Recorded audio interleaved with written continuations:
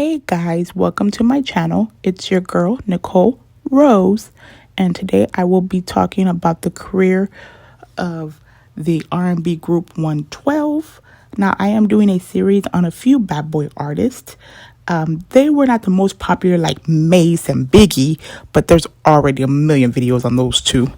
But I'm going to be doing it. I have been doing it on some of the other big artists like Shine and Carl Thomas and Faith Evans and 112, which is the last of my series. So please go check out my other videos for this series and let me know what you think about the bad boy curse in the comments. Also, don't forget to like, subscribe, and please share these videos. They're great. Also, you can DM me or comment who you would like to have me do next. My DM on Instagram is Miss Texas1, and that's spelled MRSTEXAS, the number 1.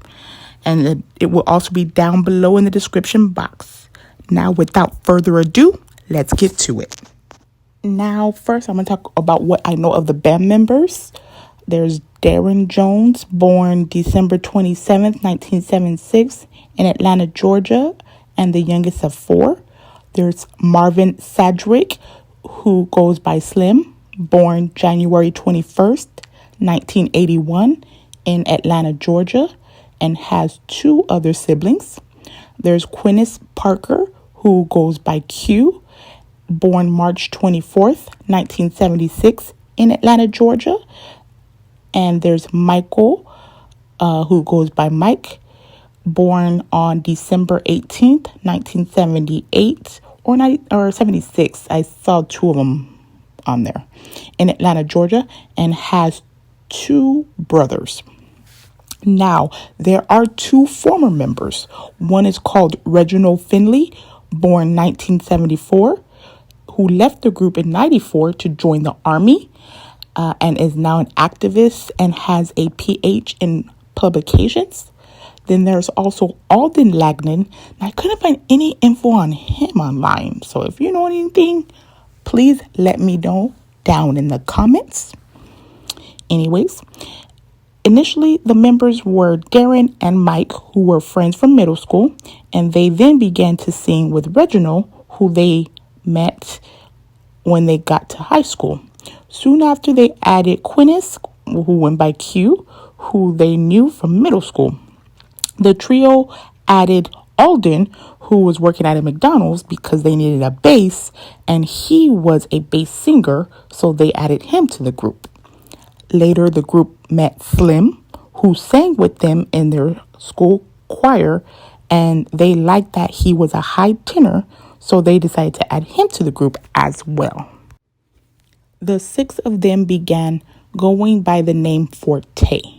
They began to perform at their local talent shows, their talent shows at school, and at church.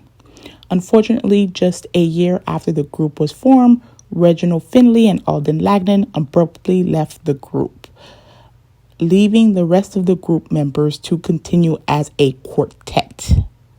One night, as they were performing at their local talent show, the group was spotted by Kevin Wiles and his wife.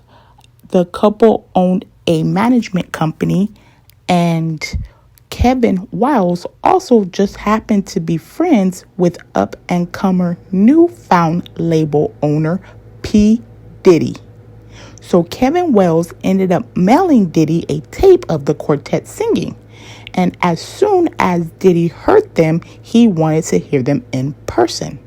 So on Diddy's next business trip to Atlanta, he told the group to meet him at Club 112.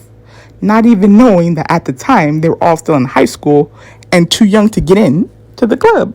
LOL. Nevertheless, the group ended up singing for him outside the club parking lot. And Diddy ended up signing them to Bad Boy Records on the spot. Well, with a little convincing of Usher, who also heard him sing that night.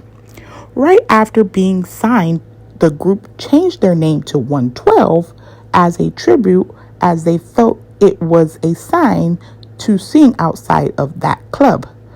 On August 27th, 1996, they released their debut self-titled album, 112. 112 then released its first single called Only You, which peaked at number 13 on the Billboard Top 100 Singles chart and number 3 on the Billboard Hip Hop and R&B Singles chart. 112 then released their second single called Cupid, and it also peaked at number 13 on the Billboard Top 100 Singles chart and number 2 on the Billboard Hip Hop and R&B Singles chart, pushing their album to peak at number 5 on the Billboard's Hip Hop and R&B Albums chart and number 35 on the Billboard's Top 200 Albums chart. Their album soared to double platinum. On October 27th, 1998, 112 released their next album called Room 112 with the singles Love Me featuring Mace and Anywhere featuring Lil Zane. These two singles caused their album to peak at number 6 on the Billboard Hip Hop and R&B Albums chart and number 20 on the Billboard's Top 200 Albums chart. And this album also went double platinum. Wow, 2 in a row. Days on a roll now. On March 20th, 2001, the group released their third album called Part 3 with the singles It's Over Now and Peaches and Cream, and was nominated for a Grammy for Peaches and Cream. Their song caused their album to peak at number 1 on the Billboard's Hip Hop and R&B charts and number 2 on the Billboard's Top 200 Albums chart, which is their highest charted album to date. Wow. Now, to their surprise, as they had little input from Diddy, as he was still in court for that December 28, 1990 shooting involving him and his then girlfriend at the time, singer Jennifer Lopez, and rap protege Shyne. It is said that P. Diddy got into an altercation with Brooklyn gun guy named Matthew Allen, aka Star. It was said that one of his associates threw a stack of money in P. Diddy's face, causing P. Diddy and Scar to argue. Shyne told Fat Joe on Fat Joe's podcast in 2021 that he saw Scar pull out a gun, so he pulled out his weapon and then shots were fired, injuring 3 victims, one in the face, another in the arm, and the other one so severe they didn't even mention all the injuries. Even though P. Diddy was acquitted of all charges, well, mainly due to some of the best lawyers in the game, including the late Johnny Cochran, unfortunately, Shyne wasn't so lucky, as he was sentenced to 10 years and ended up serving 9 out of those 10 years. Wow. I did the whole story on Shyne at the beginning of my Bad Boy Curse series, so please go back and watch that and my other videos regarding this topic. Anyways, back to the story. Now, February 2002, the group parted ways with P. Diddy and the Bad Boy label. One of the group members, Mike, told Hip Hop Uncensored on their podcast that they had a shitty contract and P. Diddy was not willing to negotiate a bigger one. And this is another argument. A lot of people end up leaving at the height of their career because of contracts. How come P. Diddy was so money hungry he wouldn't renegotiate to keep an artist versus losing the artist? I'm thinking it's because he's had so many in the past. He was like, I could just keep spinning them out. That's the only thing I could think of. So again, because of this, do you think they became victims of the Bad Boy curse?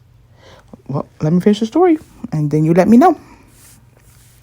Now, there were many negotiations between Diddy and Lyro Cohen, which is the CEO of Def Jam at the time, of ownership of 112 and their music catalog, which again, this is a lot of what Mace and Locke said. He always wants to keep their publishing. and never wants to let them out of their contracts. This caused 112 to leave and sign with Def Jam Soul. Now, the negotiations between Cohen and Diddy pushed their fourth album, Hot and Wet, release date back to December 9th, 2003.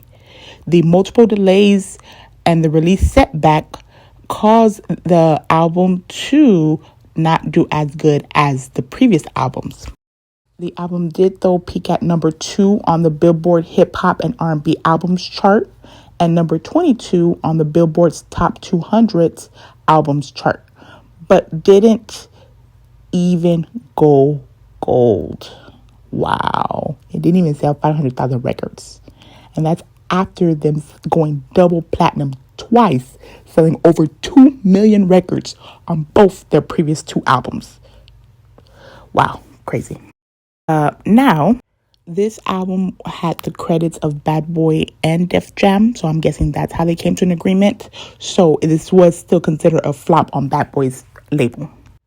On March 29th, 2005, 112 bounced back when they released their 5th studio album called Pleasure and Pain, only on the Def Jam Soul label, and released another single called You Already Know, which peaked at number 2 on the Billboard Hip Hop and R&B Singles chart, and their album peaked at number 2 as well on the Billboard Hip Hop and R&B Albums chart, and number 4 on the Billboard's Top 200 Albums chart. The Pleasure and Pain album ended up going gold. Shortly after the release of this album, Slim and Mike abruptly left the group, and the group ended up getting dropped from Def Jam. Mike told Vibe magazine that the reason they left the group was because another group member stole money from him and Slim. He continued by saying that his business partner showed him that he wasn't receiving his royalty checks. And I looked everywhere, so I couldn't see if he was talking about Q or Darren.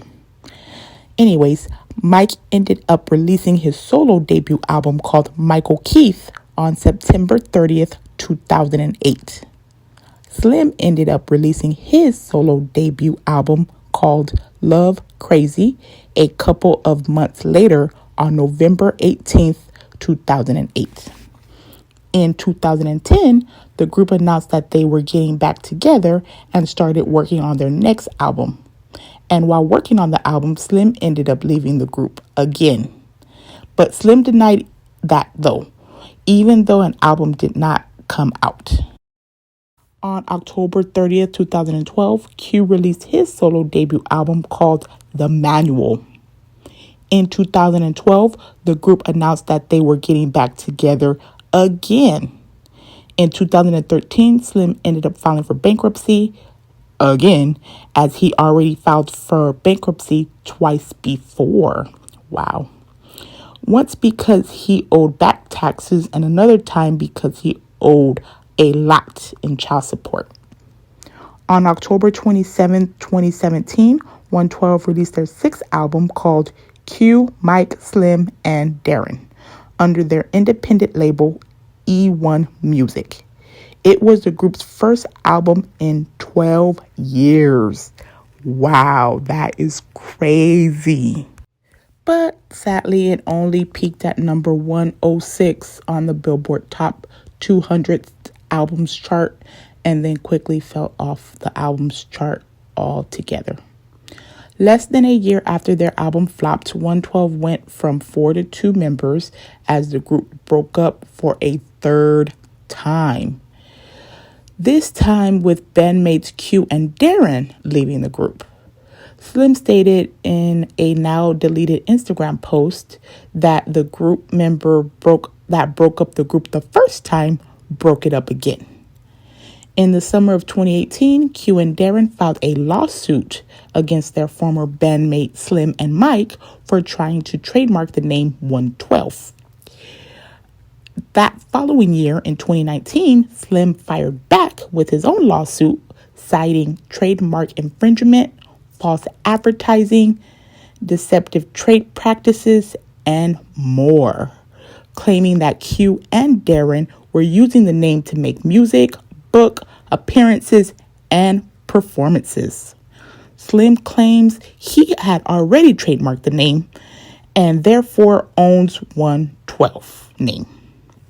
Since Darren has continued to write, record, and produce not only his own music, but work for other artists. On February 14th, 2019, Darren dropped his solo debut album called Human. Q went on to create a bridge project with over 50 artists.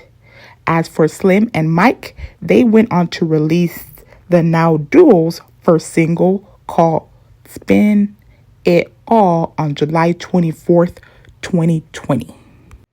And just a couple months later, on September 4th, 2020, the duo then went on to release their EP called 112 Forever, Slim and Mike.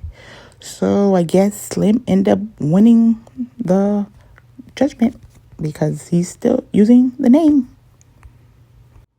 As of today, both Slim and Mike said that they are going to remain a duo as they can't see adding new members to the group. I'm guessing unless the old ones reconsidered. They reconsidered twice before. But now that I am finished with the story, what do you think? Do you think they were a victim of the bad boy curse, especially now that the group's pretty much in half? Also, do you think all four members should get back together? Let me know all that in the comments below. Also, don't forget to look at my other videos regarding this topic.